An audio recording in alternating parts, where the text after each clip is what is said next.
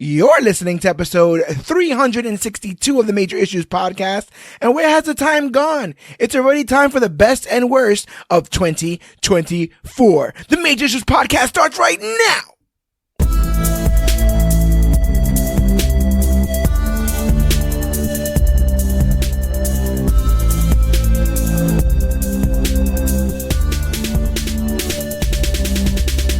Hello, everybody out there in comic book land. My name is George Serrano, aka The Don. And if you're listening to this, you can only be here for one reason. It's a brand new episode of the Major Issues Podcast, brought to you each and every week by ComicBookClique.com. And as always, I am never alone. I am joined for the very last time this year by the astonishing, the magnificent, the downright uncanny A-Rob the Marvel God. A-Rob, let them hear you. Yo, what's good, everybody out there in comic book land? How's everyone feeling? Merry Christmas. You know what I'm feeling? I'm feeling like this year came and freaking went, bro. It really did, honestly. I can still remember Thanksgiving, Independence Day, but like I can blink, remember the beginning of like the new year, and it's already about to be the new year. Like, it's crazy. Yeah, it's so... Things have gone off in the clip. We're literally a week away from this entire year to being gone. 2025 around the corner. I'm glad that we've all gotten here this far with our health, mental states doing well. But 2024 had some of the best and worst things to come to comic books and comic book media. So I thought, to be gracious, to be grateful, the best way to do something like that, right, is to go back and look and count your blessings and see, what you liked and what you didn't like about the past year. I will tell you this. There's way more I liked about the past year than I didn't like. So I can say that first and foremost.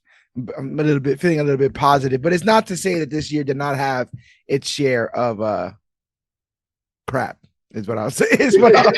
Better words. It was a very turbulent year. Marvel only dropped one Marvel movie, I suppose, like the year before they dropped like two. The year before that, they dropped three. Like it's been ups and downs this year, but they only dropped one. And it was probably one of the best movies they ever made. Yeah, that's true. Marvel was firing on all cylinders. Last year, 2023 was a really rough year for the franchise, right? All that variety article stuff and the retooling, the stuff with Kang, and how all that came about. But if you're talking about some of the worst stuff to come out this year, I kind of got to give the crown to the Sony Spider-Verse, bro. Oh yeah. They y'all get all the flowers. Y'all get the Razzie Awards. Y'all get all of it. This kind of reminds me of the same year that they announced that the DCEU was no longer a thing, and that was the same year that Blue Beetle came out, Shazam, and Aquaman. And it's not to say like any of those were downright terrible, but it was just like the people around were just not excited about this universe anymore or these characters anymore. What really disappointed you? What really disappointed you about those three films? What of those three films do you think was the most disappointing? What's most disappointing was, well, like you said, it's like the people around the films weren't excited about it. Like I feel like they had an inside track that this wasn't going to go anywhere because literally after Black Adam ended, they fired Henry Cavill and just hired James Gunn and shut down everything that was related to Zack Snyder's universe. Like I enjoyed Blue Beetle. Aquaman 2 was okay because the first one was great. Like visually, acting, the choreography. And Shazam is Shazam. You can only do so much as an adult playing a kid. Like it make that believable, 100%. It's just sad that to see a good franchise die. But something is going to be reborn in its place, probably better. Yeah. I remember Madame Web. Out of those three was the one that really was like, why are they making this? Because Venom, okay, they already made two and they were semi-successful.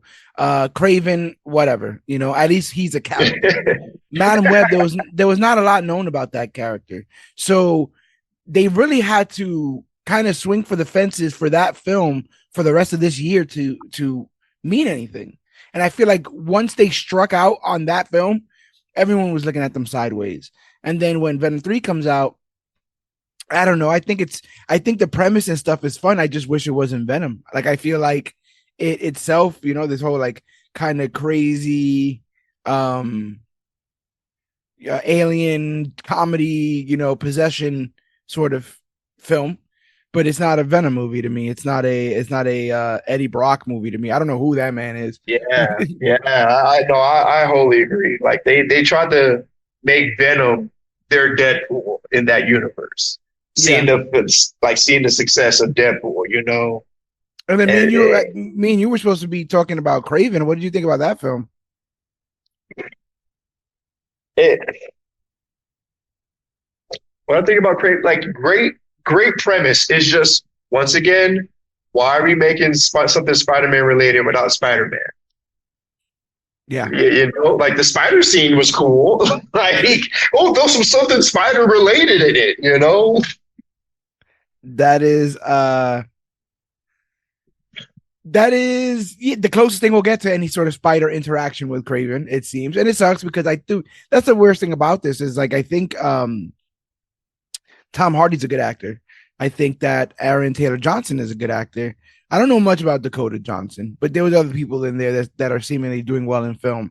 And Sony's just inability to commit, and they're all three of these movies suffer from the same issue, seemingly that they were made and then remade and remade and remade and reshot and re-edited and redubbed to the point that they barely connect between scenes, and they're just Yeah, it's almost like when you write an essay and you get so into the weeds of of like editing and re-editing that at the end you're just like, you know what, the deadline's here, I just have to kind of put it in, I just have to turn it in.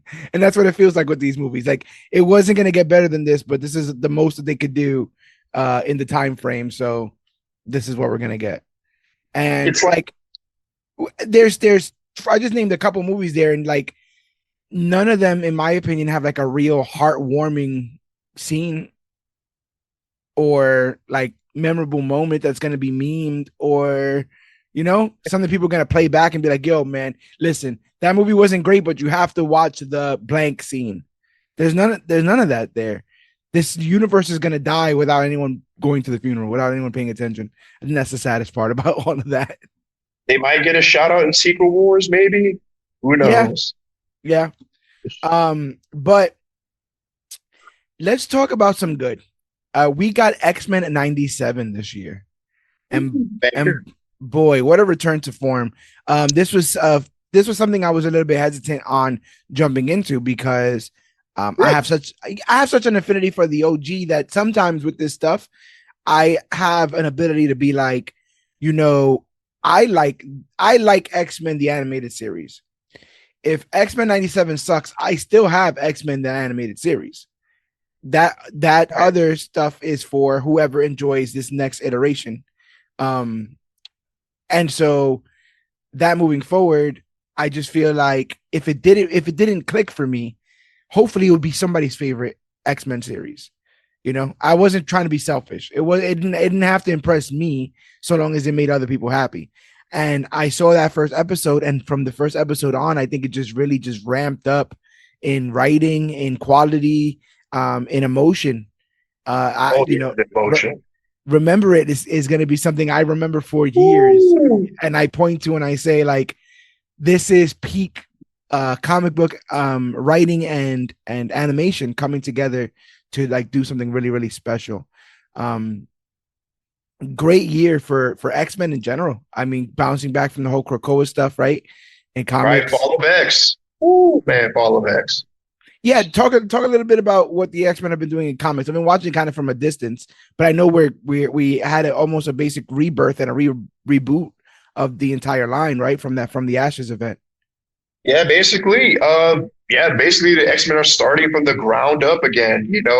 They had the rise of X House Powers, X of Swords, like a lot of storylines in the past, like what, five? When did the new start? In 2019? So like almost 5 years? Yeah. Yeah, no, lots of crazy stories coming out. especially with the whole Hellfire Club thing and the Orcus. It's been crazy. But they reshuffled the deck. They dealt the cards out.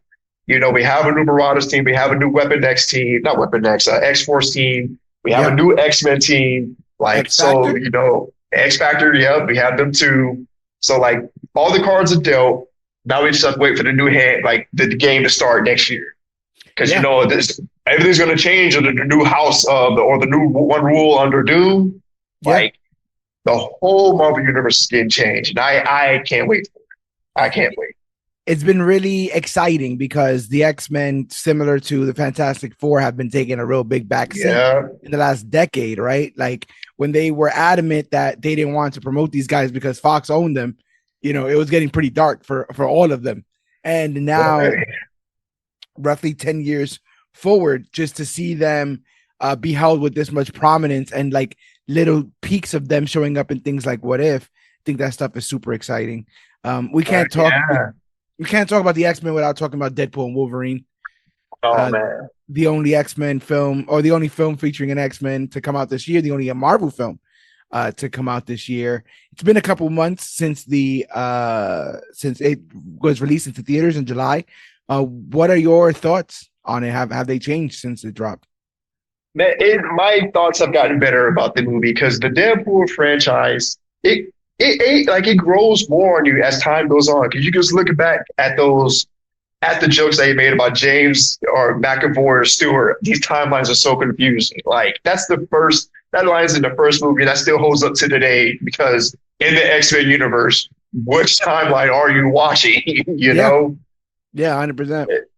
And it's like seeing Deadpool Wolverine today, they still held true to the character. They still held true to the comedy, the fourth wall breaks, and staying true to the character's nature overall. Like Deadpool Wolverine was one of the best things of 2024 and possibly the decade.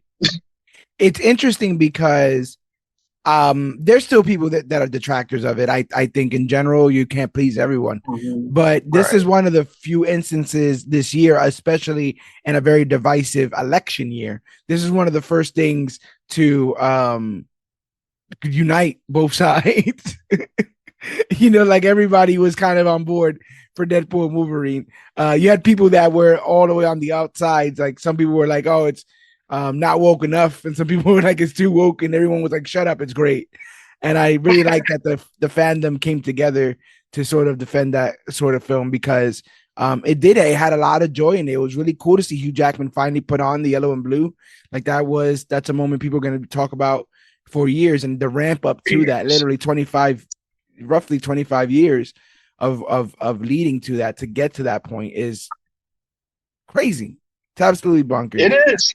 Because I never thought, like, watching the old X-Men movies like this, like X-Men 1, 2, Last Stand, Days of Future, like, I never thought to see that we would get, like, true to the comics, an actual Wolverine suit. But we got it in Deadpool before any other, like, property or, like, team up or whatever. We got it in Deadpool. Yeah. So it just solidifies, like, it's cool now to make the characters look comic accurate, no matter how goofy they look, Yeah. And you come for the Deadpool and you come for the Wolverine, but you stay for the Gambit, for the Elektra, for the Blade that you end up getting later on, for the X-23, like all those sprinkles on top of the Sunday that we were already, given by Marvel Studios. It was terrific. And there was a lot of worry about how Marvel would handle this IP in general because it's so blood soaked and because it's so R-rated. And they managed to keep all that in line. I thought they really, really managed to pay that character justice. We also got to talk about Agatha All Along. It's kind of a sleeper hit for the MCU. This is a show. It blew everyone out the water. I call it a sleeper hit because I don't know who was calling that earlier this year. I don't know who was like, you know what, man, the show everyone's going to be talking about from Marvel is Agatha All Along. No, you're right in that regard. Like, no one really talked about it. Yeah, you're right. It was slept on, but like, it was a good show. Like, it got good reviews, good like critiques. No one said nothing bad about it. Everyone was tuned into it. Every new episode, at least some people I know online and social media and stuff. Like, it was a great show. And then the twists like in each episode, you fell in love with the characters. I felt for each character, from Agatha to Alice to fucking to Billy and his parents. Like I felt for all of them. Yeah. Like great show, great premise. I can't wait for season two. It was a terrific show. I really like the twist. I think the twist like bumps the show up at least like a full 1 or 2 stars, in my opinion, easily, bro, easily. Catherine Hahn killing it, and I have like such an affinity for Catherine Hahn because I've been watching her for years. I've been watching her be like a side comedic character in things like Step Brothers, in things like the Goods, which is not even a great film, but she's in it. That whole era of Adam McKay sort of comedies, she found herself in all of them, and she has amazing comedic timing. But in this, they found a way to add some dramatic flair. Not to say that she was incapable of it, but not many people knew. And I really, really like that. I like on the face of it, it just felt like a really campy, witchy, Halloween themed Marvel show, but it had a lot of heart to it. And similar to the Remember That, I'm always gonna remember the was it the Lila Lydia? I can't remember. Calderou's episode where she turns the tower upside down. Oh my god. That's the time lapse episode. Is always going to like, I'm always going to remember that because I really thought that that was almost a very interesting way to symbolize like declining mental health and dementia, right? Like being in and out of time, being somewhere and not really being there, having to be reminded what you just said or what you're gonna say somewhere else down the line. And the horror of that, like she really played that as she was constantly terrified because she would just pop in and out and not know. People would get mad at her, right? Because she said or did something. She'd be like, "Why are you mad at me?" It's like, you just punched me in the face. Like, oh, I didn't remember. Like, am I kooky or am I crazy? Yeah, all that stuff. Like, I really liked how they handled that. Down the Witch's Road, I love that they milked that for all of its worth. I love that they came out with 500 different versions of it. That made me sort of laugh. I love the twist on this song. Like that, like the marketing for it, beautiful. But the deeper meaning behind the song, like, because I thought, because going in, like you said, I thought it was a witchy themed Halloween Disney property. So like I didn't expect much from it, but it gave me so much, and I appreciate that. And then just like I said, the song, the fact that it's not a summoning song to get to the witch's road, because we know that Billy's the one that made the road, and she didn't know what the fuck was going on. Yeah, like, that's the only thing. That's my like slightest criticism, bro. Like, and the very little criticism is that I thought that we should have known about the scam from the beginning. Because I thought my second watch of that show was way better than my first watch because I'm looking for different things. I'm looking for people's reactions to events just popping up out of nowhere. And it's so the show is so juicy if you're watching it the second time and are just looking at Agatha react to the world. And like I said in a review that we did for that, there's an instance where they're like, so what do we do now that we're on the road? And she's like, the road will test us in many ways. And it's like she's just making up just the vaguest shit possible. Just fortune cookie stuff, like just making up general, like, it will test us. It's like, okay, I guess. I think if they would have given us a little bit of that up front, so we could have been in Agatha's mind, as she is trying to figure this all out. Because ultimately the big twist is Billy, but they flipped it. They made Billy the smaller twist and the bigger twist being the scam. I think they should have gave us the scam up front and had the Billy thing be the big twist. Oh, it was you. But maybe they were afraid that it was going to be very similar to WandaVision, right? Which is, I'm stuck in a world. Who's doing this? Oh, it was you. So maybe that was there. Sometimes these people know a bit more about this than I do. Marvel continues. We'll continue on the Marvel train here. I have been absolutely adoring the Absolute Universe, or the Ultimate Universe. Sorry, we'll talk about the Absolute Universe in a bit. But I have been adoring the Ultimate Universe, brother. I'm all caught up on all the books, X-Men, Spider-Man, Nice, Black Panther, and Ultimates. nice. I'm collecting Ultimates issue to issue. I have the May Storm issues of X-Men, though, where she debuted and where she had her origin story. I don't know why, man. I really dig that character. I think that she's gonna be big. So I'm kind of investing in her creation right now. All the Ultimate Spider-Man stuff is amazing. It's amazing to go It through is. these first steps with this character again. Ultimate Black Panther, they keep their that's the one that I feel like is most MCU, but they are finding new ways to sort of redefine it. Because I revitalized the character. Yeah.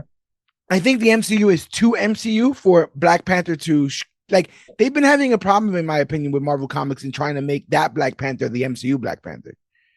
You know, with all the purple Yeah. vibranium recoil and the, you know, like the ideas that they sort of went super hard on in the film. And I like the film, but the comic version was different. And I think that this ultimate version, it can borrow from the MCU without having any issues, and then, you know, kind of lay new ground. But have you been following this universe? Do you have a favorite title under this universe? The stuff with the Maker and stuff. Oh, and I will say, Yeah, I, the Maker's I, been crazy. I will say, this entire love affair. I read the Spider-Man stuff and I was like, oh, this is kind of cool. And I read Ultimate Invasion. And I was like, oh, this is kind of cool. There is an issue, ladies and gentlemen. It's issue 4 of the Ultimates. That is one of the best things I've ever read this entire year. And it is the origin story of the Ultimate Doctor Doom, the Reed Richards Doctor Doom in the Ultimate Universe. And it is one of the most like heartbreaking, dark, bleak. You just find out how the Maker got Reed Richards to be Doctor Doom in that universe, and it's done it through a series of flashbacks while also kind of telling a story concurrently. And so you have to like it's like broken up into 4 panels, and like let's say all the top panels align chronologically, and all the middle panels align chronologically, and until they get to the end. And so you're reading it, and it's just kind of like it looks like it's going up and down as you read it, but it's actually going left to right. If you read them this way, you know, you would get the little pieces of lore that you need. And it's absolutely heartbreaking. And I was like, not only do I need to own that, but I need to now own this series. And I love when a comic series does that to you, right? When you get bit, you get, you know, infected, and Yeah, you you're got to scratch hooked. that itch. And it's about collecting this stuff. But tell me about your experience with the Ultimate Universe as somebody who is the Marvel god, who has seen reboot after reboot after reboot, right? So many different what ifs and I was gonna say Elseworlds, but you know what I'm saying? Variants. Like, yeah, Yeah, variants and stuff like that. Like, what does this new imprint mean to you as a Marvel Comics fan? it's refreshing. It's comfortable. It's good. It's nice. It's amazing. Like I'm following Spider-Man and X-Men and Ultimates. Like I appreciate it. Like you're adding more lore to the characters. You're giving them fresh new takes. It's the same character, but you know you see them through a different lens. You know. Yeah. So like I appreciate the storytelling, and yeah, no, the dude, that Doctor Doom, like oh my god, like just they still find a way to pull at your heartstrings in these stories, and I love that. Like you Yeah. still feel and care for these characters. Like it's just some really great storytelling, especially what Spider Man's going through. Like oh my god, wait, was the Eight Deaths part of the Ultimate No, Universe? no, Of no, no. That's Spider-Man? Or that's was that separate. No, okay? that's the main line. But what I will say is Okay, that one of the things that this does, and it does the same thing with the Absolute Universe that we'll talk about in a bit, is it plays with, like, if you're coming in with no knowledge, the entire trail hasn't been blazed yet. So you can watch them blaze this trail and tell this story with these characters. If you come in with knowledge, they use that knowledge against you. So they will introduce you to, let's say, a Killmonger, and you're like, oh, Killmonger, he's down. He's here to just beat up Black Panther. And it's like, no, he's a freedom fighter. He's actually on the outskirts of Wakanda, and he's a vigilante on the outskirts of Wakanda. That's a good guy. That is a guy that people respect and see in that light. You understand? So all of a sudden, yeah. So your mind starts to go, him and Storm are vigilantes. And you could already tell it's already been theory. This is all slight spoilers for Ultimate Black Panther, but the one of the things about that is that, and they might be even just like making a commentary on religion, but Black Panther serves a like almost a religious what is that called, like a overseer, like a What, a prophet, a cause, yeah, like in a Aladdin, religious leader? who Jafar was to the Sultan. He's like a religious sort Okay. of like kind of magic. Yeah, There's I know a what you're word talking for it. about. There's a word for it, and I'm dying right now. Um, Overseer uh, or strategist or something like that. And like so it's a seer or something, but yeah, yeah, I know what you're talking about. that person tells T'Challa that T'Challa's with Okoye. That's his queen. But that person tells T'Challa like you're gonna meet a woman of light and together you guys are gonna rule like Wakanda. And so like he meets this woman of light, and she's the girlfriend of Killmonger, and he has a wife. So you already see this collision. You could already see where the cars are gonna crash, and what the next, how Killmonger will end up being an enemy of T'Challa, and how Storm will, end up working her way through this. And it makes you exciting because you think you know the road that it's going to go on. Even now that I say what I said about seeing where the collision starts, but they could just change all that up. You have X-Men, which is known to be an incredibly dynamic series that blew up so big that it becomes intergalactic. And in the Ultimate Universe, it all takes place in a very small Japanese like city. And it's a slow burn, but it's precious. I'm loving this sort of slow burn that's taking place in that universe. And I love the art style. The Peach, Mama, what is her name? Momoko. Momoko. Thank you. Yeah. I love the art style. Fresh new take on like the characters. I almost want them to be shown that way, even if other artists draw the rest of the book. Like when all these characters come together, I hope that like you have the background of whatever, but the character for whenever they show the X-Men are drawn by Peach Momoko. I can't see them any other way. I can't see these big bright-eyed characters like that badass Cyclops that they got with the eye patch. Like I like all that stuff. I think is really dynamic under Peach's artwork, and it's really hard to put a fresh can of paint on some of these older comic books. And we'll talk about a universe that did it for 3 characters that are 80 years plus. But I wanted to sort of finish out the best of Marvel. And again, this is a episode where we're kind of just shooting the thwip about this stuff. So if we missed anyone's best or worst, please do not get offended. Write in the comments, write to us, let us know what we've missed. But one of the bigger things that was announced here was all the shakeup that happened because of the Kang stuff. They eventually ended up dropping the lawsuit, which man, Right. I can't help but think that if they could, I don't know how electric or hot, how much heat Mr. Majors got, but I wouldn't be surprised if they got that in their back pocket, man. You know what I'm saying? Like I wouldn't be surprised if somehow, some way, one of these post credits is asked back because they did way too much work, I think, to completely get rid of this stuff. But anyway, Right. one of the biggest pieces of news that we have to talk about for 2024, and one of the biggest things that we've ever posted that went all over the world, was the announcement that Robert Downey Jr. is not only returning to the Marvel Cinematic Universe, but is returning to play Doctor Doom. This idea of Secret Wars. It's also been confirmed that Chris Evans is returning for Avengers Doomsday. There's no more Kang Dynasty film. It's now Avengers Doomsday. What do you think of this shakeup? What do you think of this announcement? What do you think of these return of these characters? And why now? Like, why announce it now? Why not sort of like wait for it to kind of get a bit closer? What do you think is going on over there?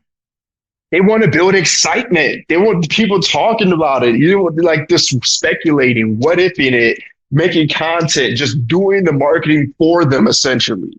Like it's a smart move. Like it's a great move. It's not out of desperation or anything. Some people may say it is, but like no.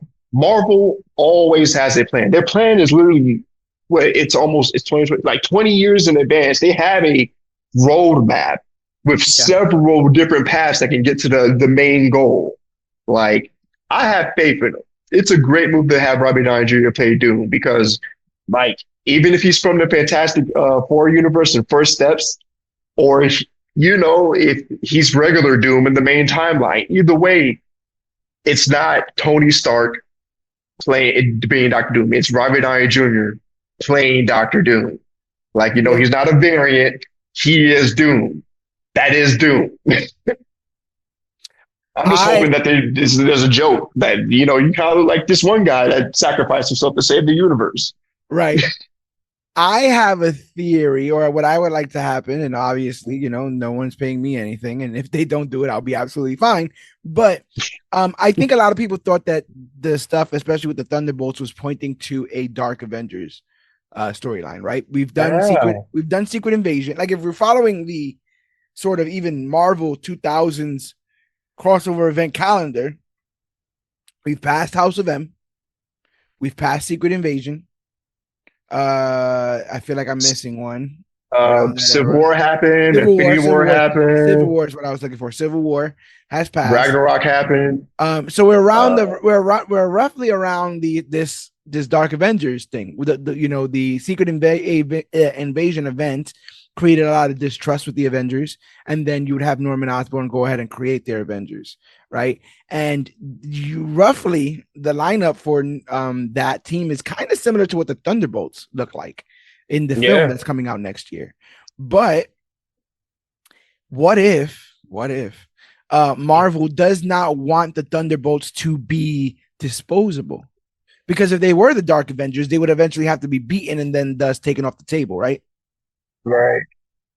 I would love if the secret Dark Avengers is this team that will be shown in Avengers Doomsday.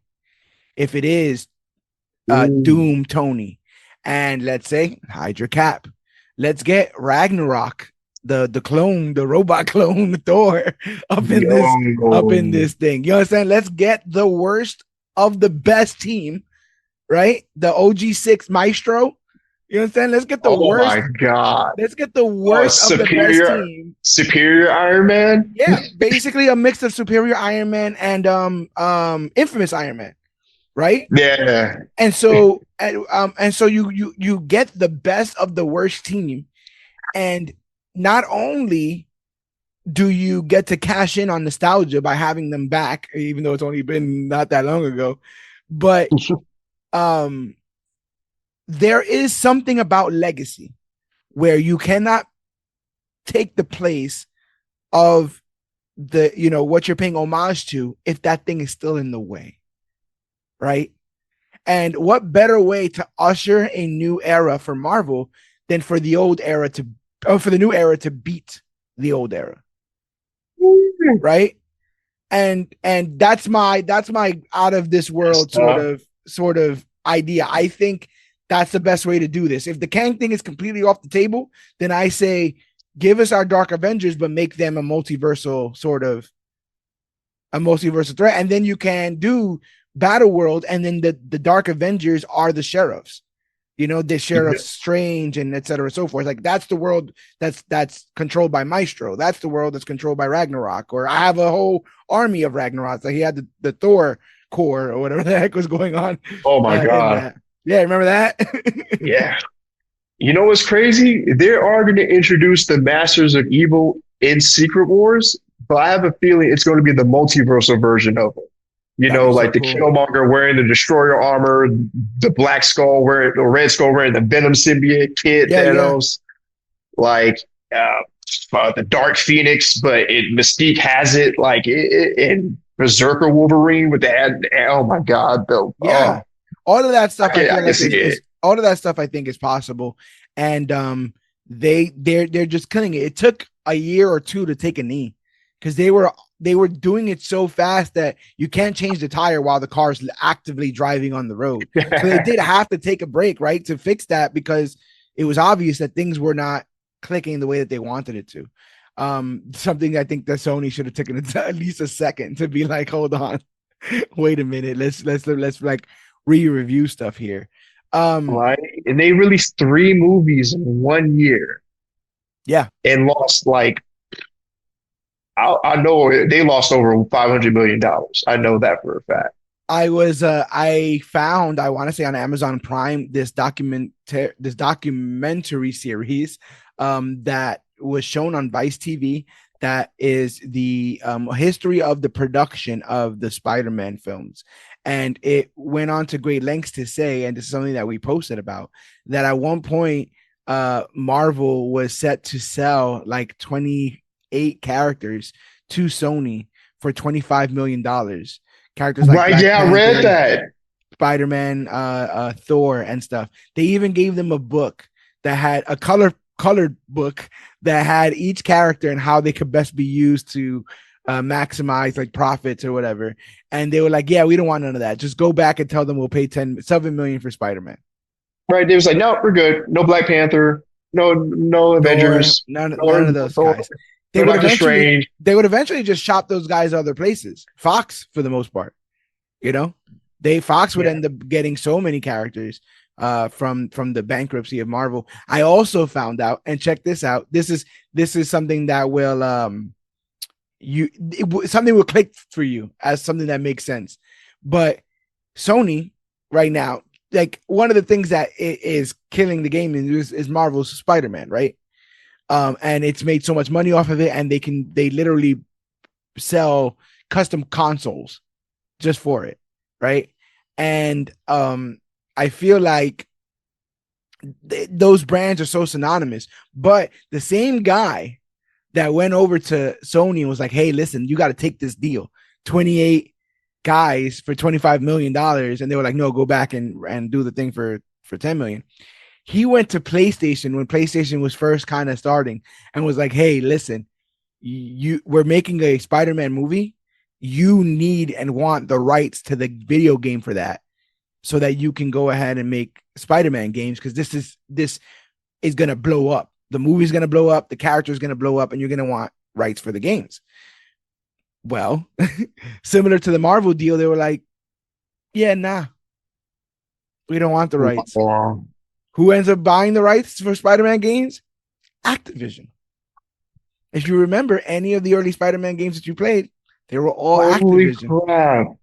Sony did not care. They when quite literally presented with buckets of money, this studio just doesn't, it can't get right. And Spider-Man, the franchise that we know, may be great, but who knows how much greater it would have been in the hands of anyone who could have seen the value in it when it was first presented, as opposed to constantly being convinced that this is something that you need to do. So yeah, they're not really good at placing bets over there, is what I would say. And if I was a betting man, I would have thought I would have liked Umbrella Academy season 4 more. Right? And Umbrella Academy kind of fell off for me. Like, it's because, like, I read the comics and it detracted a lot from the comics. It took a lot from the comics. So I had a mixed bag of feelings about the show for real. The first Yeah. season hit, but like after that, it was just, man, where are y'all going with this? This fourth season was so weird. It was less episodes than normal. I want to say it got knocked down 2 episodes less, roughly around that time. They do an absolutely repulsive storyline with Lila and Five. Remember? Wow. That was not. No one was liking that, and the whole thing kind of rushed to the end. And it's one of those things where I think a bad film or season of television is bad when you can see the tropes, right? Like, Mm. okay, this is Umbrella Academy. So what are we going to do? We're going to bring them all together in the beginning. We're going to make them fight over something very superfluous. We're going to break them up. We're going to spend individual episodes on them, and then we will bring them together for the ending. And when you can see that, and you can see that that's the only playbook they've ever played, like, let's just go back to the same play. Like, let's just do that again.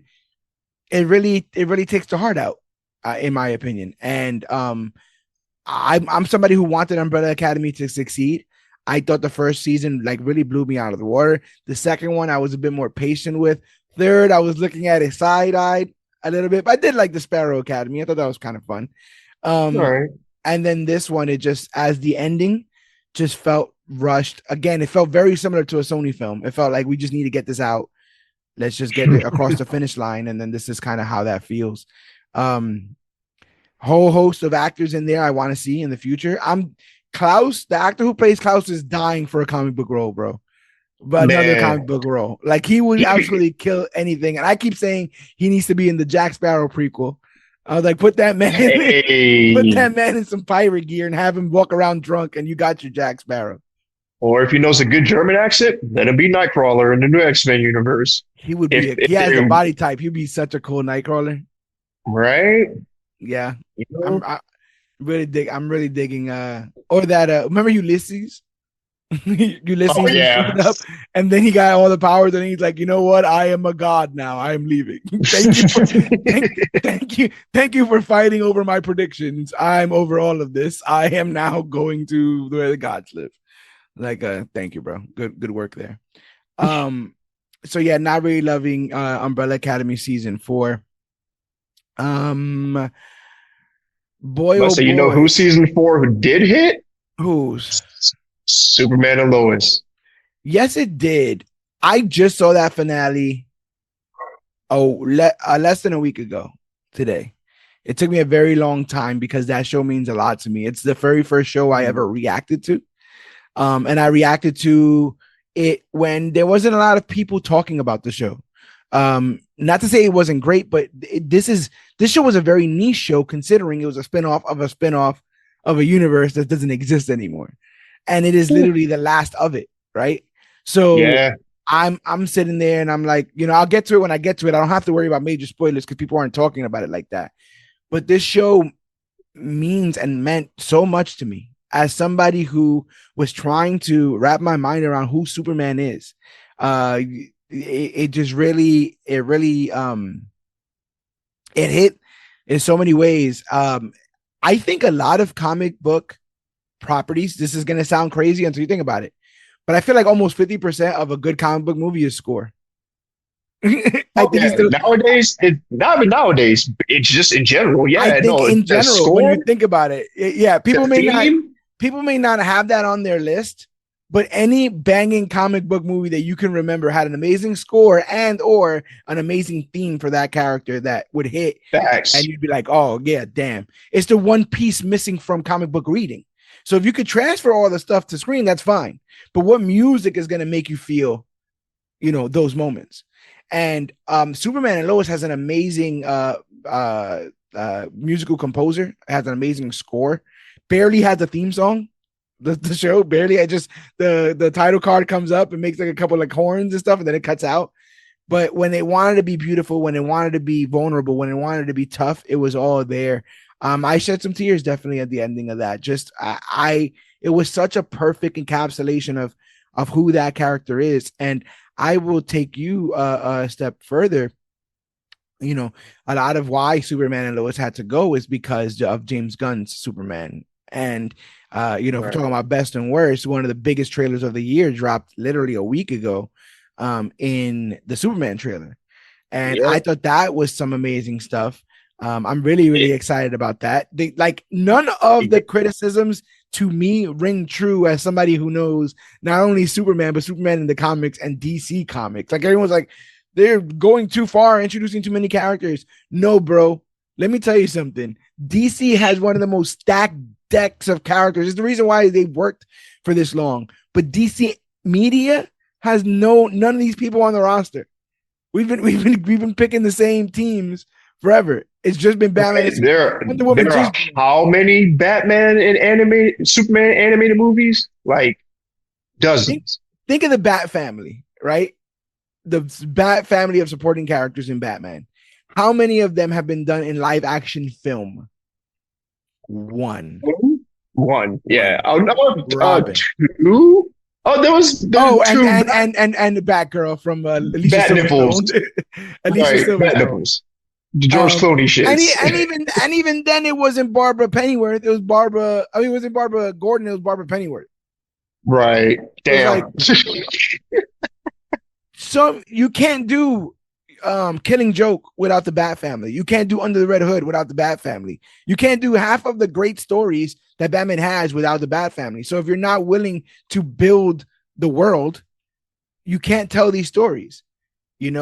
I wouldn't be surprised if there's a little bit of Superman versus the Elite sprinkled into this film, where you have a government issued team, perhaps consisting of Mr. Terrific, Hawk Girl, Ultraman, Metamorpho, and they're really getting the job done, whereas Superman is just saving, cats from trees, until you realize why their methods don't work and his methods do, and I love all that. But if we're talking about some of the worst, bro, this year dealing with Snyder bots has been absolutely some of the worst bad faith discussions I've had all year. I'm trying to think of all this year, and I've had bad faith discussions about things like Captain Marvel and the Marvels, right? You remember that?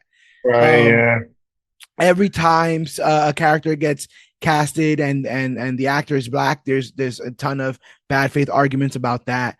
But bro, what have you been seeing online when it comes to these Snyder bots in reaction to anything regarding Superman? The behind the scenes photos, the trailers, the announcement that this film was going to take place. Talk a bit about it. It's all for some reason, it's weird because y'all should be the biggest fans of this, the biggest uplifters of this. But no, I've seen so much critiques, not controversy, but critiques basically. Oh, he's not buff enough. The costume looks goofy. He's not tall enough. I'm like, Corn Sweat's 3 inches tall. He's 6'4". Henry Cavill's 6'1". What do you mean he's not tall? Have you seen him in front of Rachel Brosnan? He's fucking dude, he's a dinner giant. yeah. So it's just been weird. It's they're still campaigning. I feel like it's how Christopher Reeves was for a lot of people. He was their Superman, and a lot of people have Tobey Maguire as their Spider-Man. Henry Cavill was a lot of people's Superman. These Snyder bots, for some reason, has never matured out of that. It's okay to have other favorite Superman. It's two things, right? It's one, where there's a quote comes to mind, and I'm going to convert it so that we don't get kicked. But there's a very famous episode of Chappelle's Show where he says something that I'm going to twist around to fit this, and I think we should have never gave those the Snyder cut. I think by acquiescing and giving them that, by caving and giving them that, we have set the standard now that if you clang enough pans and if you make enough noise and you start enough fires, you'll get what you want. And I think that they think that, you got to see some of this stuff. Some of this stuff is they didn't get to finish their vision. Batman 2, Man of Steel 2, Justice League 3 and 4. I'm like, that was never, none of this stuff was ever on the docket. I remember the original docket that had the Cyborg film. Remember? Stuff like that. Birds of Prey. There was I remember there was an original thing. They had a roadmap because we're supposed to get Brainiac. Man of Steel 2 was supposed to happen. Batman was supposed to happen with Ben Affleck and Deathstroke. And then they reshifted it, right? Because then it's we were supposed to get Flash, Green Lantern, Cyborg, the Themyscira series, which is still in the pipework for James Gunn's thing. But they rushed it. They rushed it. And the thing is, Sunrise, Sunset, that sucked. You understand? You're not going to ever see me. I don't think we're going to get the same reaction when inevitably we get a new Wolverine. I don't think we'll get the same sort of I'm not watching this, compare this to this, compare this shot to this shot.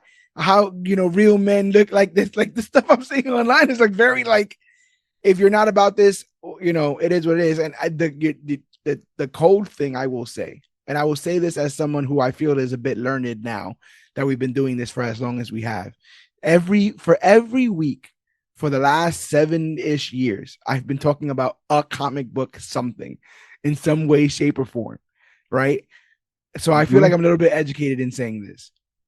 If Zack Snyder is the reason why you like Superman, I don't think you like Superman.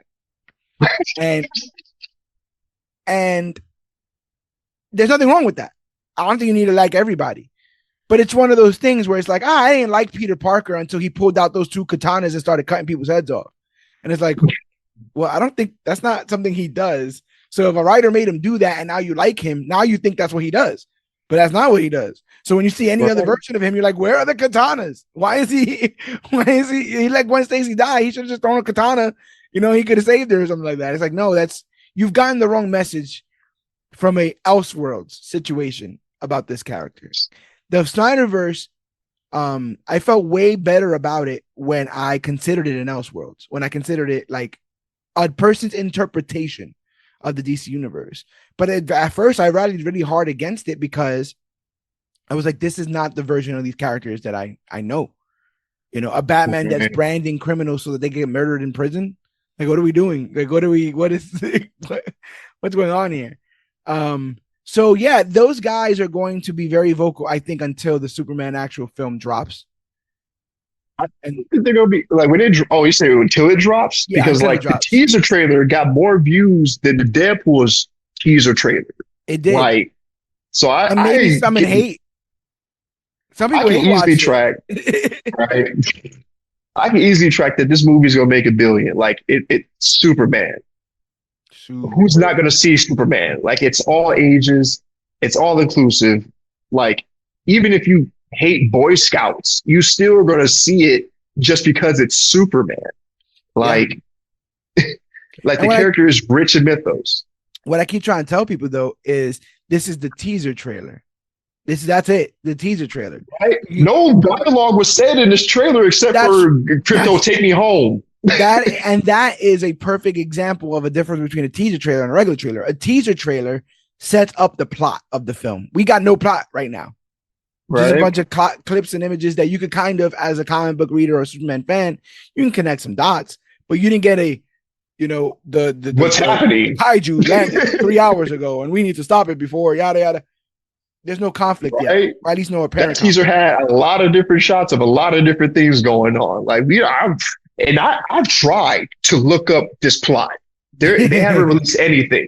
They're not releasing anything until like the trailer drops, and then they release the synopsis.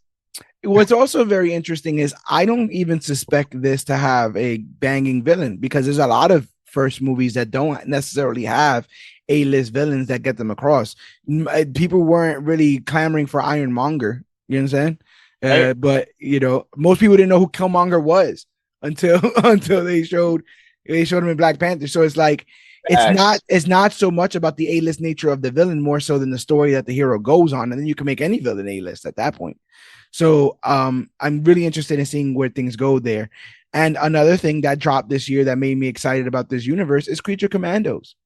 We're 4 episodes in Creature Commandos, and I'm digging what's going on here. I went back and watched The Suicide Squad this weekend and was like, how could anyone have doubts about what this man is meaning to do in this universe? Like, I never stopped. I've seen this film before, and I'm still laughing at certain parts. There's still certain parts with so much heart and love and redemption and all that stuff. That final shot of Bloodsport with the rat on his lap when he can't stand rats, hates rats, and is finally petting Sebastian, like full circle moment kind of stuff. Amazing, absolutely amazing stuff. Ratcatcher, all that. But to go back to Creature Commandos, like they just did the Weasel episode. James Gunn making a spiel for trees, raccoons, and weasels. Yeah. I felt for this character when it we literally watched the Suicide Squad. I did a few nights ago just because of the continuity of it all. It just made me feel for this character. Like, wow, he's not just some random dumbass creature. This thing actually has emotions and wants and shit. And they tried to save people, and it was just treated as a monster. Like, what? And Creature Commandos and the Suicide Squad click in a way that I don't know of an animated show and a live action thing click. Like, you can just watch it from there, and you know who everybody is. The voices are still the same. Amanda Waller is drawn exactly the same. There's no lost there. The mentioning of Corto Maltese and stuff like that. Really, really exciting stuff. To see that episode and then to go back and be like, oh, that's that's Weasel. He's harmless. Well, he's not harmless. He killed 27 children. And you're like, well, I just saw what really happened. Allegedly. Yeah, yeah, yeah. Really, really fun stuff. So yeah, you got it again. Heart, humor, blood. So much. The Nazi, the GI Robot episode. I love GI Robot. Are these the Nazis that we're looking for, sir? Have we checked the entire room? Why? Just to see if there's any Nazis. I'm like, what is going on? So again, like with all that stuff, how could you? I don't know. Maybe I say hyperbolic, but it's like I really don't understand how you could see all that and think that he would drop the ball on something as monumental as Superman. That's not an easy feat. I know even him, who has had very well received films, has to be nervous to nail this. And I don't know. And again, I don't mean to be hyperbolic. Like this has never happened before, but I can't remember in recent history a director that has been this picked at and prodded and poked over the production of a single film and has answered and argued and reputed multiple rumors and like at every step. Hey, they're gonna use this. No, we're not. Hey, they're gonna dress him. No, we're not. They casted it. They casted this person as no, we didn't. That was never a thing. That was never a thing. We never said that. And he's been doing it for a year now. You know? So it's like, leave the man alone.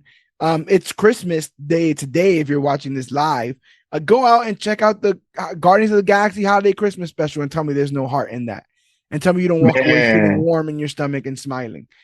This guy knows heart, and I'm really excited to see what that Superman stuff is going to be. And in the meantime, if I'm looking for a wholesome dose of Superman in the midst of losing my Arrowverse Superman and waiting for this James Gunn Superman, we have My Adventures with Superman, which has also been an absolute joy. So wholesome, such a different take on that character. And I guess that's what it really is. My initial anger towards the Snyderverse when it first came out was because I could not conceive of a world with so many different interpretations of this character, because I was very new to the idea of the multiverse and very new to the idea of these sprawling different kinds of and versions. But if I can exist with the live action version in the Arrowverse, the animated version in My Adventures, and wait on this cinematic version from James Gunn, y'all can relax. Y'all can, you know what I'm saying? Like, it's not that big of a deal. You know, as a matter of fact, you haven't seen your Superman in a Superman film in over 10 years. Damn. The idea to hold on to that is bonkers at this point. What are we doing here? We're here to move forward. All right. We're here to get there. And My Adventures with Superman, I think, is a perfect take on that. Like, I love the Superman animated series from back in the day that was on WB. But there's something about, and obviously better and smarter men have connected this. I think that's the reason why Shonen Jump animes are huge. But there's something about marrying Superman in anime that just works. There's something about pairing powers in anime, whether they be super speed, super strength, showing the dynamics of the physics of these powers, I think is best done in the medium of anime. And like, I'm watching My Adventures with Superman, it's just like, why didn't we do this a long time ago? And I was like, yeah, we did do it a long time ago. It's called Dragon Ball Z, where the guy from another planet got sent down in a rocket and ended up being one of the greatest forces of mankind alongside of his friends. Loved My Adventures with Superman. And then we were lucky enough to get the Cape Crusader, which was, almost also great. Also dark and a return to form, very similar to X-Men 97. I would say I liked X-Men 97 a little bit more, but I think that Cape Crusader is at season 1 is going to be the Batman Begins of that universe. I think they just set up a lot of groundwork, and season 2 is going to be banger, absolutely banger. Even when I name a lot of my favorite episodes of Batman the Animated Series, there's only a handful in that first season, because even they were finding their footing and trying to figure out what the show was. And I think once Cape Crusader does that, we will be good. You look at things like a Batman the Animated Series revival, you're like, maybe that would work. Or an X-Men 97 revival, you're like, maybe that would work. And then you hear ideas like a Joker musical, and you know that it's not going to work. And you go and you watch the film. And I would say and again, I'm not trying to be hyperbolic. I'm not trying to exaggerate. I think Joker 2 was probably my worst theater experience of the year. Um, just watching it and shaking my head and going, what is going on? How much longer is this? What is there left to do? And then when it ended, going, what did that say? I don't know what this film is trying to say to me. Like my fiance loved it, but she's also a massive Lady Gaga fan. I can see So that. I can see that. And again, this is not even to disparage anybody who dug it, but what I was going in for was clearly not what they were trying to give me. And yeah, I same. I felt like Madame Web and Joker 2 were just like, y'all, great premise. Just the execution was poor. And plus, I feel like the director sat out to piss off the fan base with the Joker 2. what what's also weird is that I keep feeling like I'm being gaslit because everyone keeps saying things like, "Oh, you thought you were going in the film to see this," and I'm like, "Yeah, that was what was on the poster." Like, yeah, oh, you thought you were gonna go see the Joker, but what you didn't understand was Arthur Fleck's not the Joker. And so why did you call it the Joker? Why did you call it two movies the Joker and have Arthur Fleck in it if the whole movie was about one dude at the end in the last 2 minutes? I feel like I'm being gaslit. Like, oh, you thought you were gonna see Joker in a Joker sequel? Yeah, yes. Yeah. That's what I yes. You know, you thought this movie was gonna be like the last one. That's what a sequel's supposed to be. That's why it's to say, did you like that? Here's more of it. And I never felt it felt so weird to almost be scolded by this film, by the director. And like, you shouldn't have liked that last one. That one was problematic. And now you need to learn a lesson. So we're gonna take off all your clothes and assault you in this bathroom. And I'm like, what? Where did we turn here? Where can I go back? Can we go back? You understand? Like, I should have said that's a standalone. bro, so strange, absolutely so strange. I still don't understand what it is. Do you believe what people say that in years time people will reappraise it and it will end up being a classic? If we just strictly look at it as a musical, like Wicked blew me the fuck away. Like, oh my god, I'm sorry.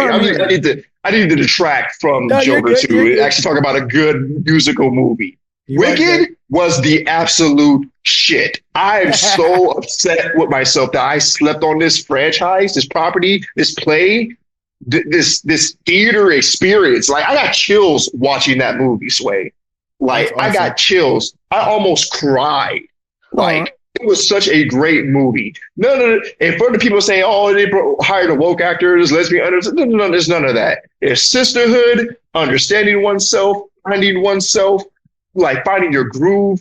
Like it's so much. And plus, they just expanded on the Wizard of Oz, and I'm a sucker for lore. Like the Wicked Witch of the West. Her name is Alphaba. Alphaba. She has Yeah. a name. She's not just a villain.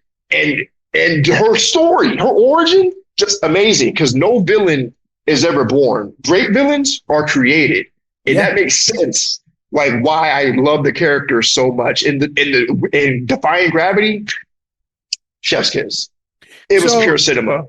to use that, I think that review is a perfect example of what I'm trying to say. Very often, I come here and I will watch something like Joker 2, and I would leave. And my immediate thought is something like my body rejects the film, right? And then I say, well, I've seen so many films and there's so many people in this world. Maybe I'm just not getting something. And I take the film as is and I turn it a little bit and try to look at it at a different angle. And then I turn it upside down and try to look at it at a different angle. And I make excuses and I have 18 million things to say before I say my opinion so that it doesn't cloud anybody else's. And then I go and I see something amazing and I have no words. It just is good. I don't have to create a narrative to explain why. It's just good. And so I feel like when something is bad, sometimes it's just bad. I can put 500 other words behind what I'm saying, but I did not dig it. And then you watch something and it's so unapologetically good that you just don't have anything else left to say. And it's unarguable. No matter what people are saying as far as woke directors, that's what, et cetera, and so forth about Wicked, it ain't gonna stop it from making money. If it's good, Right? it's good. It will just be good and do well. That's what this stuff does. And yeah, you just saw a villain origin story. So you just saw a sympathetic take on a villain. So it can be done. So what the was Joker 2?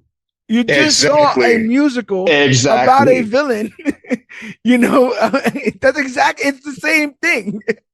And it never got there. Um there could have been a world in which the Glinda role could have been played by a Harley Quinn, where like trying to almost like get Arthur to be a villain for her sake, to have someone to demonize, to have someone to point to and say, "There's guys like this we need to stop," etc. and so forth. But like she could have been using him. Like remember the OG? I think it was like in the Batman. Harley was only trying to interview Joker to like cash out on like a book or like Mhm. fame or something. So it would have been really funny to see this doctor play super nice on camera, and then in the background be like, yeah, maybe you should stab your inmate, your roommate.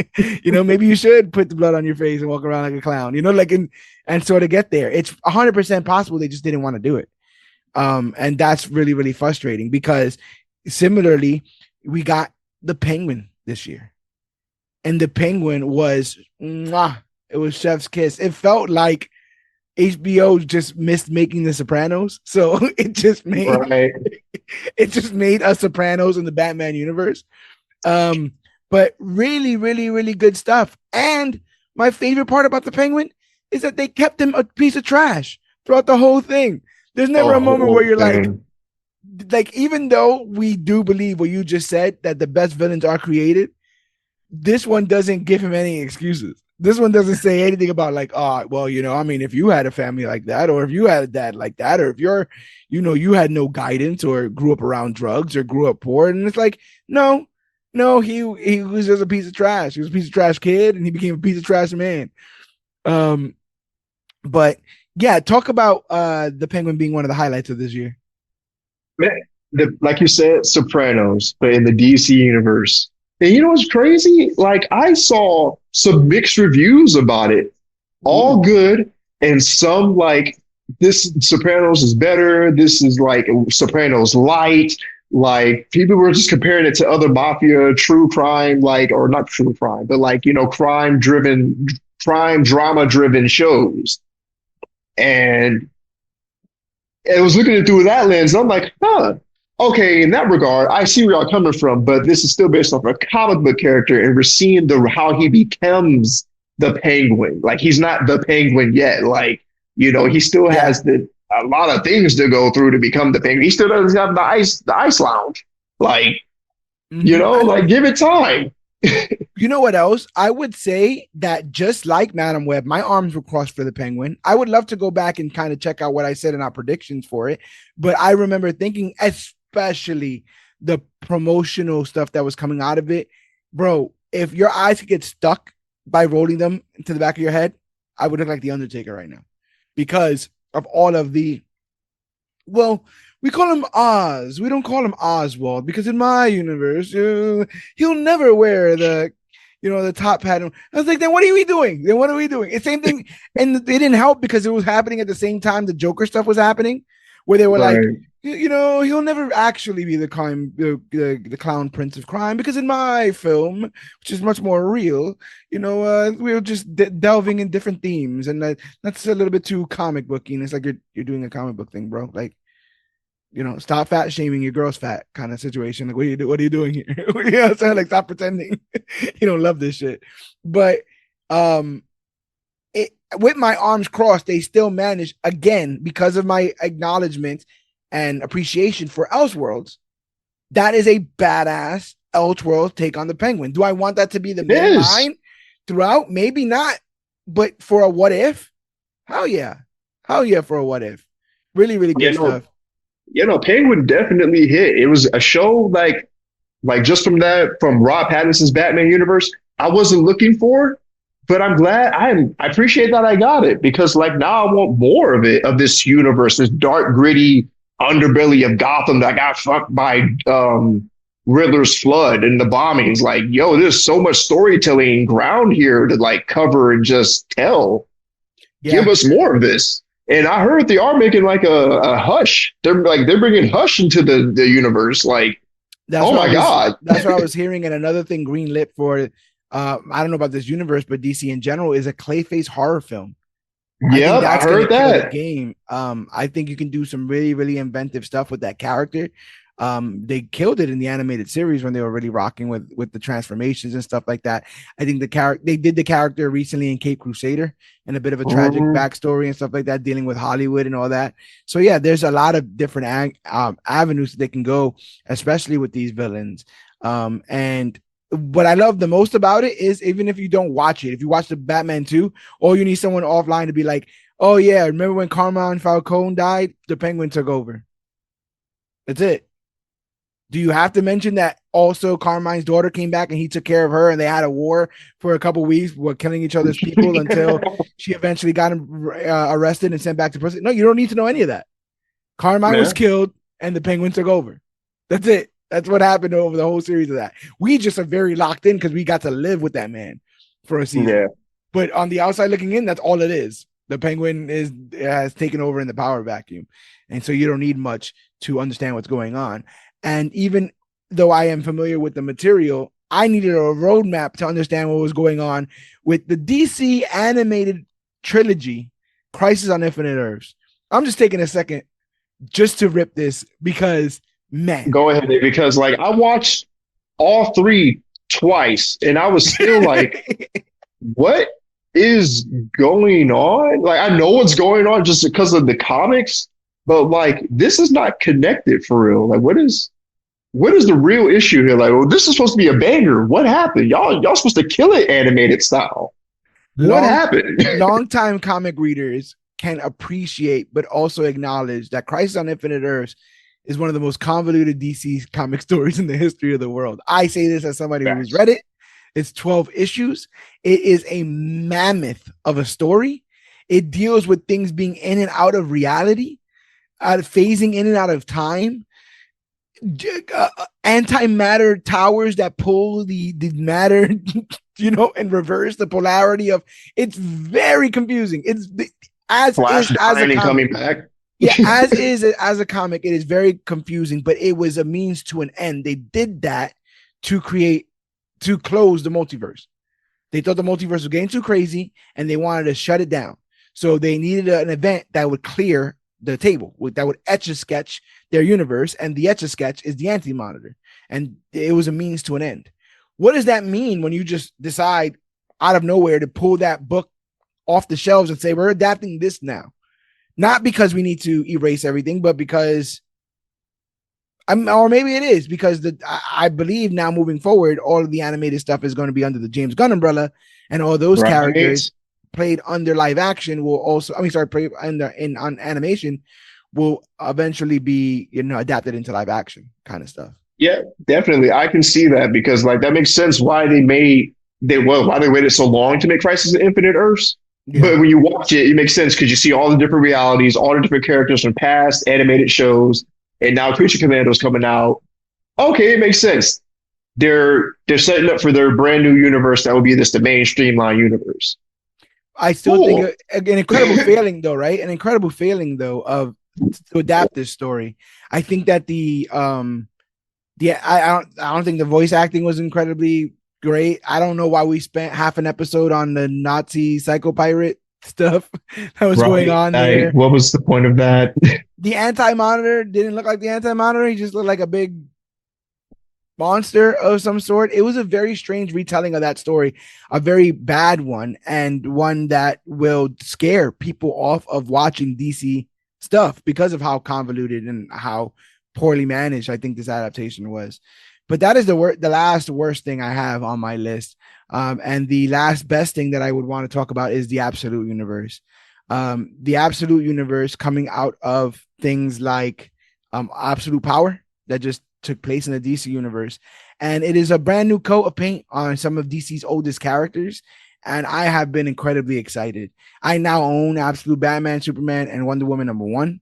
Holding on to those Nice. things. I'm holding on to those things like nobody's business. But I've heard nothing but great things about the Absolute Universe. I can't wait to start reading. I read a little bit of the Batman, but yeah, I'm like, I want to finish. I want to sit down. Me because my fiance is a massive Superman fan. Like she has literally like 5 different Superman logos on her arm. She's going to make a whole sleeve of Superman logos for all different eras on all different versions of them. Interesting. It's pretty dope. But like, I want to sit down and like with her just read through Absolute Superman without having to wait. What's funny is I think that it is perceived that the Trinity in DC Comics is not relatable because they are elite. Like Superman is the best of us, Wonder Woman is the best of us, Batman is the best of humanity, right? Like it's like the strongest, smartest, whatever. And so this rebrand sets to like dirty them up a little bit. And so like you would, not you, but people would criticize Batman because they say of all the things about the character, the one thing that people don't like or the one thing that people don't want to really see is him be a billionaire. You know, it's like him just walking around in board meetings and being a billionaire. If people are absolutely fine reading a Batman comic where he is never at a boardroom or they never mention Wayne Enterprises, you know? Okay. So this, what does this do? In absolute Batman, he is not born to rich people. He is a middle class, maybe even lower than that. And his father passes away. His mother's still alive.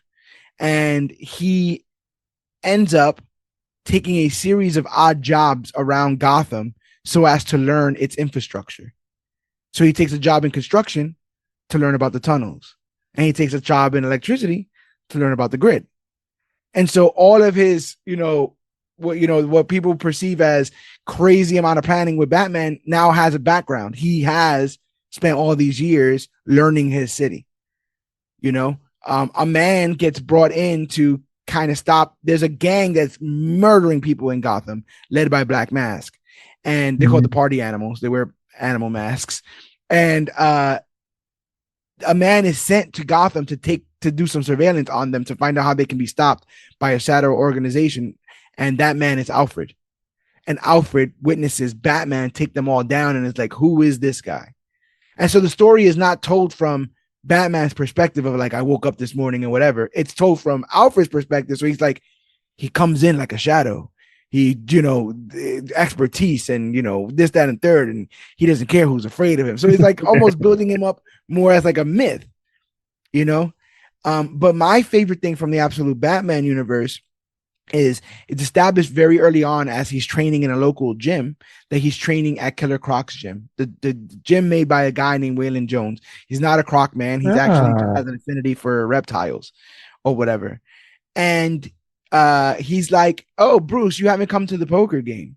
Everyone misses you. Eddie and Oz and Selena. Wow. And so you realize that Bruce is a street kid.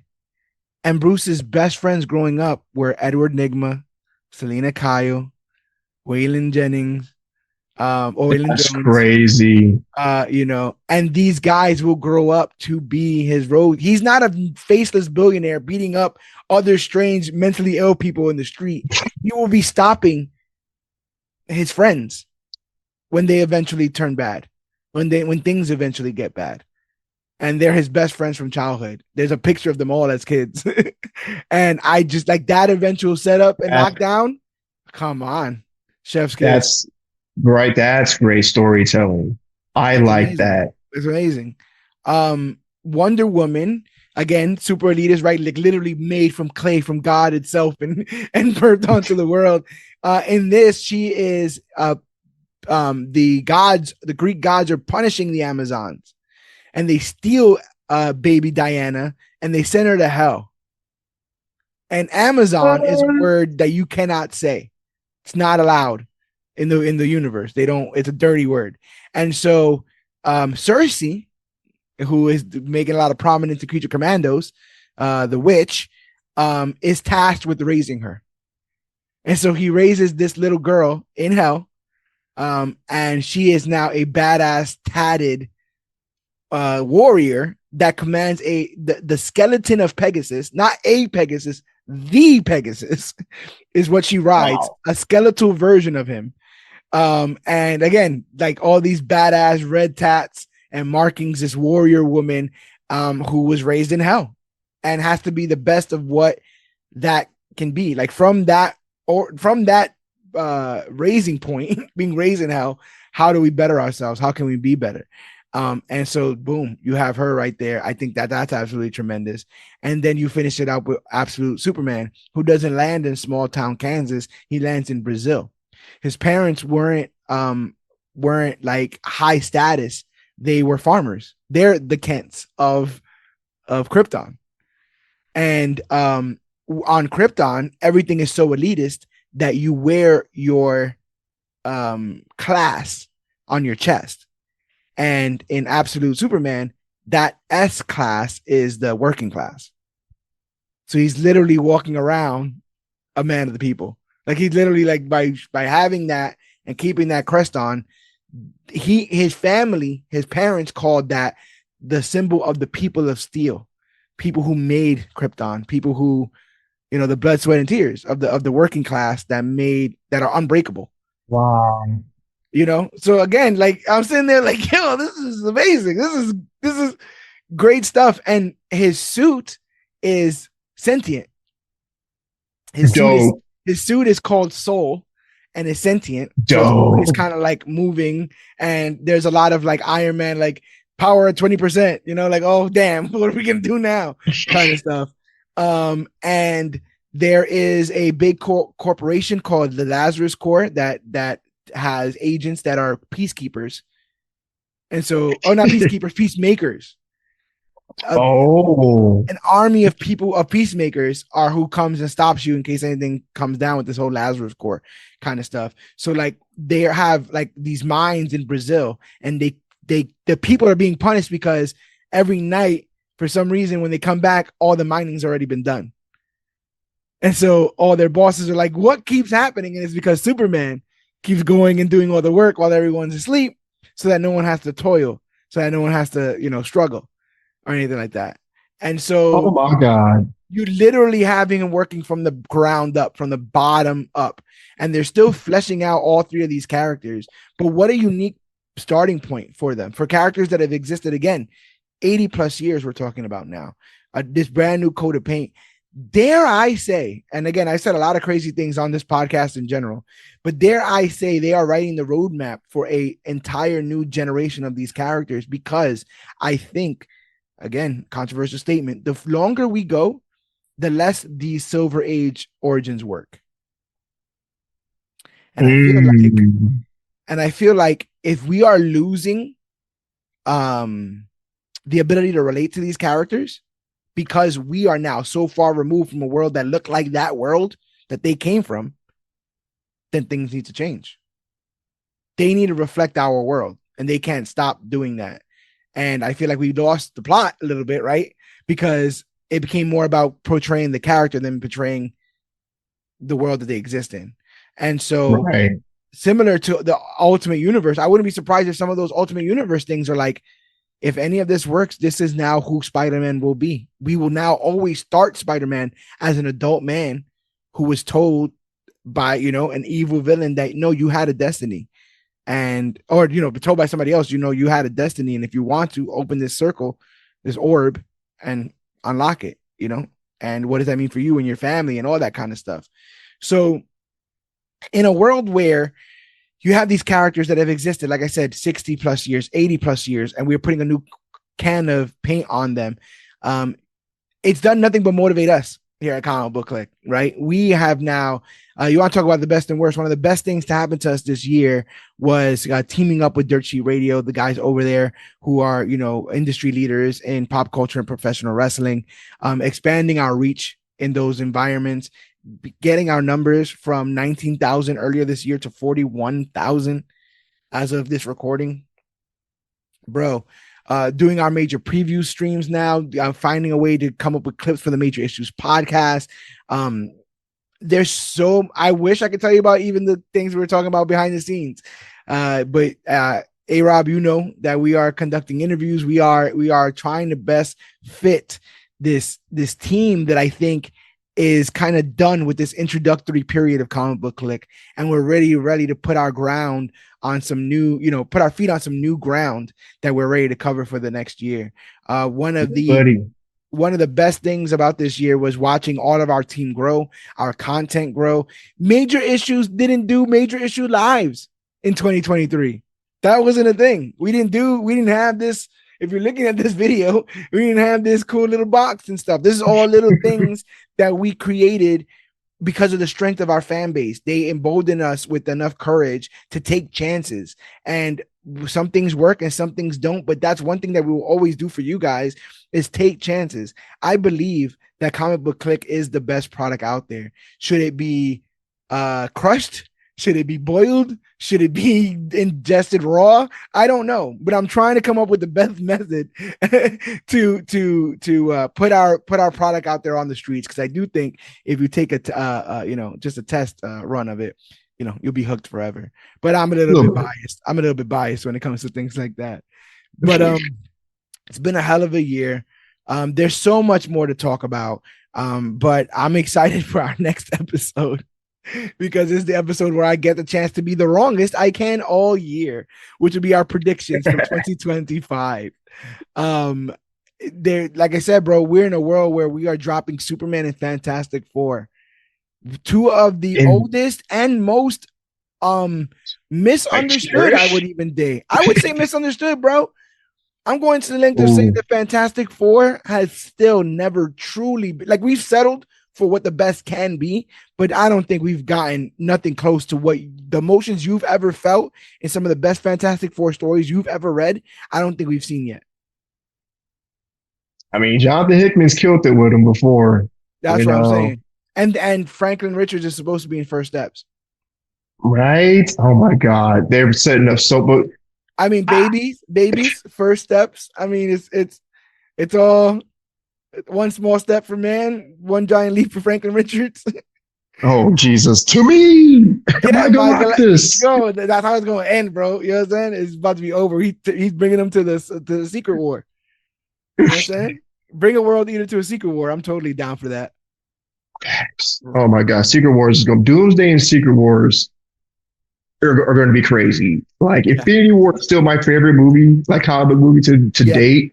But like Secret Wars might beat it, and I'm afraid. I'm afraid for these characters. I'm afraid for them. But I'm excited for 2025. Brave New World, Thunderbolts, Daredevil. Oh my God, and Daredevil's gonna be stacked. Like, Captain America, so many characters. In less than 2 months, Captain America, the Red Hulk, will be seeing my friendly neighborhood Spider-Man, the newest animated show for Spider-Man in general. Like, I'm super excited. I'm super stoked. If we missed anything to cover for this year, write it in the comments.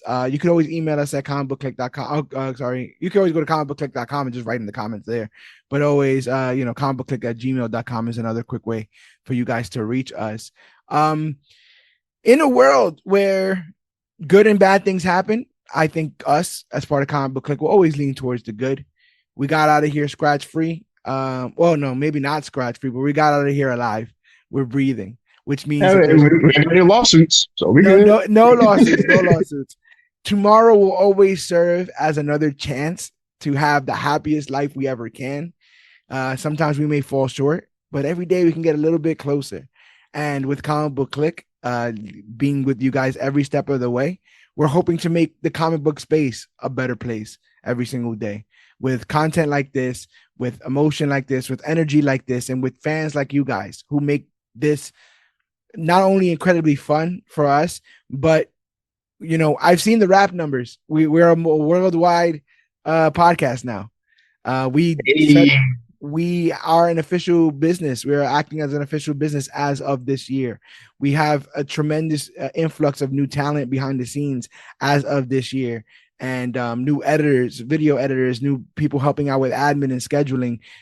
It's a really exciting time. But to find out what happens to us next, you have to pay attention to everything Comic Book Clique. That's going to comicbookclique.com and checking out everything that happens over there, which is every single episode of the Major Issues podcast. We have articles written there, reviews. I did a review on Absolute Batman #1 that you can go ahead and check out. We'll be pumping out more written reviews as we go along. We're going to start trying to produce more video series as we go along, but we are currently producing the Major Previews video series, where we go through comic book solicitations and pick out some issues that we think are going to be important issues for the future. That series got me onto all kinds of different series that I now love. And picking out some of those things, it almost feels like we're in Vegas, fantasy football, picking out our favorite books, and then to find out that they're actually pretty good. Helps the confidence a little bit. I pat my ego on the back a little bit with stuff like that. But yeah, man, we are always constantly looking for new ways to give you guys new content. We're always brimming with excitement to talk about things. Marvel Rivals is out. Maybe we get to some playing on that, bro. You know what I'm saying? Maybe we get on that, get on these headphones, stream some of that on Twitch. It's so sweaty. But yes, it's been a really, really, really exciting year. It's been a really, really fun year. And I couldn't have done it not only with all those people who have come here and support us, but I couldn't have done it without you, A-Rob. So thank you for being a part of this episode as we put a button on all things 2024. And next week, look towards 2025. Major Issues Podcast is available where podcasts are found: Podbean, Stitcher, Podcast Addict, Apple Podcasts, App, TuneFind, YouTube, Spotify, and more. Just Google Major Issues Podcast, and we're the first ones to pop up. Very proud of that. But if you don't want to go onto any external site or app to check out the podcast, consider going to ComicBookClique.com, which has every episode of the Major Issues Podcast. That's 362, counting this one, which averages out to about 720 hours of content. So yeah, man. Yeah, it's getting crazy. And some of those episodes are even 3-hour episodes. So consider that. That's why I say it's an average. But we do all this as a labor of love. Again, Major Issues every week drops on audio form on Thursday. I think most videos we're going to try to lean in on Tuesday. I think moving forward, Tuesday, Wednesday is usually when we'll shoot Major Issues live on Facebook, and then the audio version will come out every Thursday. Major Previews comes out every month. We're on Facebook.com/ComicBookClique, Instagram at ComicBookClique, and we use the hashtag ComicBookClique, to talk about the hottest, latest, and greatest things to come to comic books and comic book media. Like I said, join us all over social media: Facebook.com, Major Issues CBC on Twitter, Major Issues CBC on Twitch, because that's where the announcements will come out for the new content that we're hoping to do, and new announcements when content drops. So just follow us on social media. Consider becoming a Patreon at patreon.com/CBC Clubhouse for as little as 10 cents a day, $3 a month. You can help us keep our lights on here and afford the hardware and the software we need to keep giving you guys this content free of charge. Some people ask, like, where does the money go? Sometimes it's for the website hosting, sometimes it's for the Zoom fee for every month, and sometimes it's so I can buy a sandwich so I don't have to make dinner, and I could spend that time watching a terrible comic book movie and taking notes the entire time. So any way that you guys can help us get this content out to you guys free of charge. We're not asking for your life savings, we're asking for the quarters that fell into the couch. You understand? And they can help us go so far here. Your energy and your enthusiasm got us this far. We might need a little bit of monetization to get us further, but we are hoping to produce some of the best content. So I'm unapologetically good that you just feel compelled to help and support us. We have a hell of a year coming up, and you guys don't want to miss it. This is the Babe Ruth rookie card of podcasts and of content. If you do not hold on to this now, you're going to be very, very sorry when the bandwagon becomes so full that we cannot hear you in the back, sir or madam. Should have been up front with us from the beginning. So join us next week as we look into the future. Join us every month with Major Previews as we look into the solicitations, and join us every day on social media as we talk about the latest and greatest things to come to comic books and comic book media. Because I've been to the future where we do become the latest and greatest things to come to comic book and comic book media, but I can't tell you how we do it, because next thing you know, Dwayne "The Rock" Johnson wants his own comic book series where he beats up all of his actor friends on every page, which is going to cause a hell of a protest, and nobody wants that. So help us set this timeline right. Help us get to the heights that I know that we will get. Super excited for this year coming up, but super grateful for the year that we've had so far. And I guess there's nothing left for me to say, but my name is George Serrano, aka The Don. And I'm A-Rob, the Marvel God. And this has been our year in review, the best and worst of 2024. And remember, whether this was a very tumultuous, challenging, and rough year for you, or one of the best years that you have ever had, full of just promise and excitement, understand, good, bad, or indifferent, you're with us. You are with the Clique, so that it always gets better. There's always more to do. There's always more places to go, and we are not leaving anytime soon. So make sure that you stay with us. Remember to stay with the Clique, and always remember that you, yes, you are worthy. And if you're watching live, Merry Christmas. Hey. Thanks, guys.